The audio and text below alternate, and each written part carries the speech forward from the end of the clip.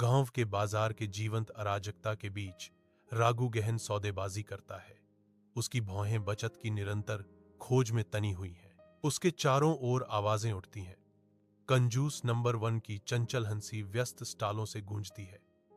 फिर भी राघु विचलित नहीं होता। उसका ध्यान दृढ़ रहता है। भीड़ से एक आकृति उभरती है, मोहन। उसकी उपस्थिति उदारता बिखेरती है। मोहन बाजार से गुजरता है, जरूरतमंदों को दान देता है। उसका चेहरा करुणा से चमकता है। राघु की कंजूसी भरी मोलभाव और मोहन की खुले दिल से दानशीलता के बीच का अंतर हवा में भारी है। जीवंत बाजार के दृश्य के बीच विरोधाभासों का एक अध्ययन। अपने विनम्र निवास के अंदर रघु अपनी किस्मत का आनंद लेते हैं। उनके सामने धन से भरा एक ट्रंक। उसकी आंखें संतुष्टि से चमकती हैं, क्योंकि वह सावधानी पूर्वक अपनी कमाई गिनता है। प्रत्येक नोट उसकी सफलता का प्रमाण है। अचानक बाढ़ के पानी का एक अशुभ उछाल दहलीज को तोड़ता है, रघु के अभयारण्य पर आक्रमण करता है।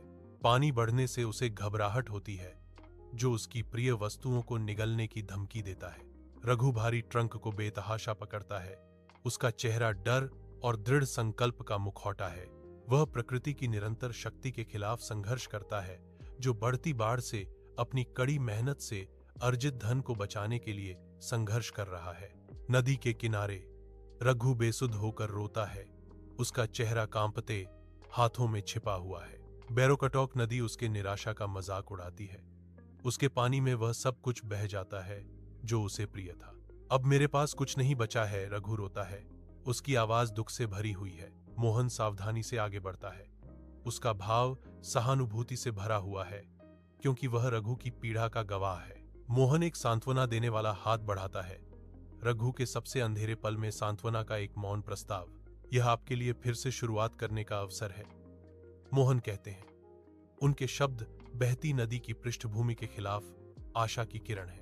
बाढ़ग्रस्त गांव के अराजकता के बीच मोहन राहत प्रयासों का नेतृत्व करते हुए आशा की किरण के रूप में खड़ा है।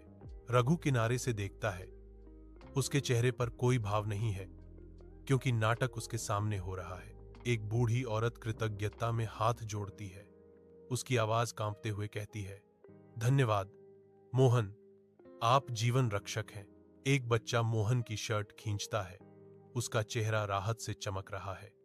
मोहन ने मेरा स्कूल बैग बचाया, वह चिल्लाता है। गांव एकजुट होता है। तबाही के सामने उनका सामूहिक उत्साह कम नहीं होता। गांव के चौक के विस्तृत सुबह के आकाश के नीचे लंबी छायाएं खिंचती हैं, क्योंकि रघु मोहन के पास जाता है। हवा शांत है। धूप से तपी हुई धरती और दूर वादे से भरपूर खेतों की खुशबू लिए हुए ग्रामीण उनके चारों ओर घूमते हैं। दैनिक जीवन की एक कोमल गुंजन चौक को भरने लगती है। राघु की आंखों में एक नई समझ झलकती है। उसके दिल में एक शांत क्रांति। आज मुझे एहसास हुआ कि सबसे बड़ी दौलत तिजोरी में नहीं, बल्कि किसी व्यक्ति के दिल में होती है, वह घोषित करता है। उसकी आवाज नए विश्वास से गूंज रही है।